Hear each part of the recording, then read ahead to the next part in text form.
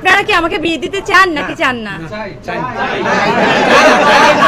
আচ্ছা, চাই কতজন হাত তুলো? না, আমি এটা বিশ্বাস করি জানেন, আমি যদি আমার ভাইয়ের সাথেও ছবি দেই সেখানেও গালি খাই। তো আমাকে কোনো পুরুষের সাথেই মানুষ দেখতে চায় না, আমাকে সিঙ্গেল দেখতে চায়, আমার বাচ্চাদের সাথে দেখতে চায়। এইটা কোন আনন্দ আমি এটা জানি না। এই কোন আনন্দ ভাই, তাইলে ভাই আমি জানি না, আমি কিচ্ছু জানি না।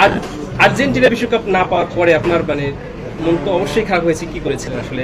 সবসময় তো আপনাকে পাই না আসলে, আমরা এই জন্য জানতে চাই। ভাই এরিক্স থেকেই তো আমি বলছি বিয়ে করবো। ছেলে বড় হলে বিয়ে দেবে, ছেলে বড় হলে বিয়ে।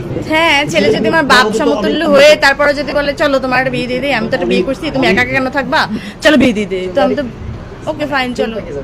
তো আমি তো জানি না, ওটা তো ওয়েট করতে হবে ভাই, আপনারও বাঁচতে হবে আমারও বাঁচতে হবে, আমি জানি না কি করতে হবে, এটা ভবিষ্যতের কথা। অনেকেই প্রশ্ন করার সুযোগ পাবেন, একটা প্রশ্ন আমি সবার থেকেই করি, তুমি চাইলে বলতে পারো নাও বলতে পারো প্লিজ। কিছুদিন আগে তুমি একটা খুব ক্ষোভের কথা বলেছো, তোমার সাথে যা ঘটে গেছে আগে, অনেক বেশ কয়েক বছর আগে, সেটা আমরা দেখলাম যে পুরো তুমি আসলে একদম নির্দোষ বা অন্যায় হয়েছে।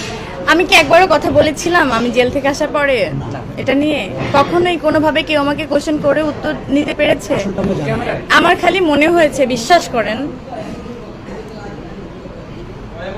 আমার শুধু মনে হয়েছে সত্য একদিন হয় না যে ব্লাস্ট করে না, এরকম আপনি যত চাপা দিয়ে রাখেন কোনো না কোনোভাবে, যেমন কোনো ক্রাইমই পারফেক্ট না, আমার মনে হয় কোনো সত্য ওইভাবে চাপা দিয়ে রাখা যায় না।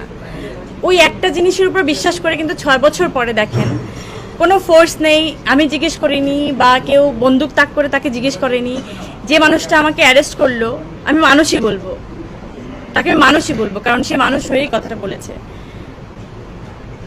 মানে অ্যারেস্ট করা কি, মানে তখন তো অ্যারেস্টের কোনো মানে কি বলে, না না না অ্যারেস্টের কোনো কি জানি বলে, পারমিশন, ওয়ারেন্ট, হ্যাঁ, ওই অ্যারেস্ট মানে ওই পারমিশনটাও ছিল না, বা আমার বাসা সার্চ করারও কোনো পারমিশন তাদের কাছে ছিল না।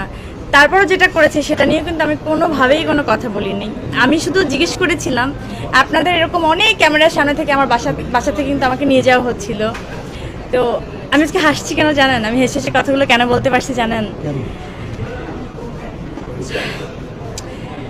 ওই দিন যখন ওই ব্যক্তিটা